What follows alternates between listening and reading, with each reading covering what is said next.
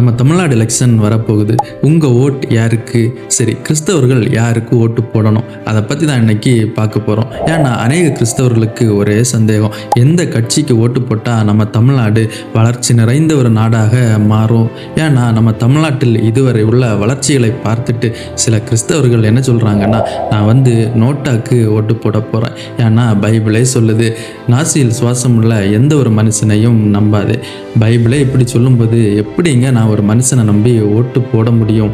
ஆனால் அதே பைபிள் என்ன சொல்லுதுன்னா, நாம் எல்லா பக்தியோடும் நல்லொழுக்கத்தோடும் கலகம் இல்லாமல் அமைதல் உள்ள ஜீவனம் பண்ணும்படிக்கு, அதாவது சமாதானம் உள்ள ஒரு வாழ்க்கை இந்த உலகத்தில் வாழும்படிக்கு ராஜாக்களுக்காகவும் அதிகாரம் உள்ள யாவருக்காகவும் ஜெபம் பண்ணுங்கள், விண்ணப்பம் பண்ணுங்கள், வேண்டுதல் செய்யுங்கள் என்று. அதிகாரத்தில் இருக்கிறவர்களுக்காக ப்ரேயர் பண்ணணும் அப்படின்னா அவர்களை தேர்ந்தெடுக்கிறதான அதிகாரமும் நமக்கு உண்டு. அதனால் என்ன பண்ணுங்கன்னா, உங்கள் ஊரில் ஒரு 7-8 கட்சி போட்டிடுவாங்க கரெக்டாக. அதில் உங்களுக்கு ஒரு தேவைன்னா ஒரு ஃபோன் கால் பண்ணாலே ஓடி வர்ற மாதிரி ஒரு மனுஷன் இருப்பான்.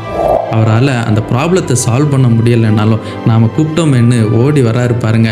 அந்த நல்ல மனசுக்காக அவர் எந்த கட்சியில் இருந்தாலும் ஓட்டு போட்டுருங்க. அப்படி ஒரு மனுஷனே எங்கள் ஊரில் இல்லைப்பா, எலெக்ஷன் டைம் மட்டும்தான் ஓட்டுக்காக ஓடி ஓடி வராங்கன்னு யாராச்சும் சொன்னீங்கன்னா அதுக்கு என்ன சொல்கிறதுன்னு உண்மையிலே எனக்கு தெரிலங்க.